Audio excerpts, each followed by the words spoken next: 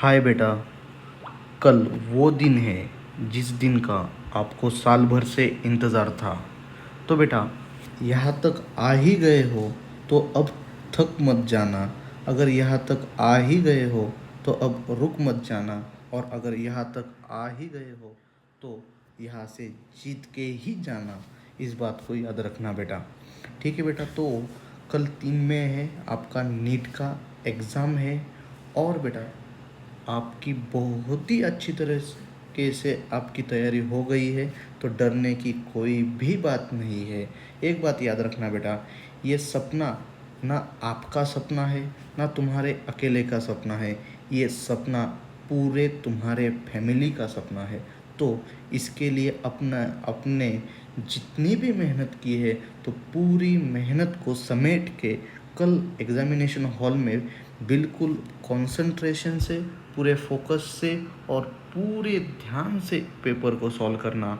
और मुझे पक्का यकीन है, आपने पूरे साल बहुत मेहनत की है, तो आपको आपके मेहनत का फल जल्द ही मिलेगा। एक बात याद रखना बेटा, हर सपने एक वक्त में पूरे नहीं होते, लेकिन एक वक्त आता है जिसमें सारे सपने पूरे होते हैं। तो बेटा, वो आपका वक्त कल है।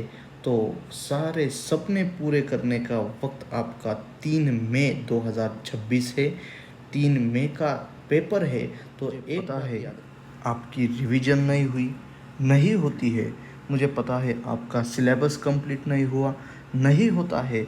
तो एक बात याद रखना बेटा, हमेशा ज़िंदगी में कुछ ना कुछ तो छूटेगा, लेकिन हमारे पास, हमारे हाथ में जो कुछ है उसको लेकर, उसका इस्तेमाल कर कर ही हमें ज़िंदगी के संघर्ष से ऊपर उठना है। अगर ये जो आपने सपना देखा है, ये सपना आपके अकेले का सपना नहीं है, ये सपना आपके पूरे फैमिली का सपना है।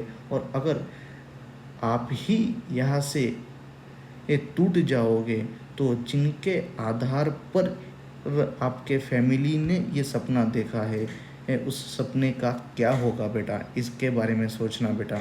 तो बेटा, मैं आपसे एक बात कह देना चाहता हूँ कि ये आपकी पूरी की पूरी तैयारी हो चुकी है। बिल्कुल भी पैनिक मत करना। और पूरे 3 घंटे का पेपर पूरे फोकस के साथ ही छोड़ना।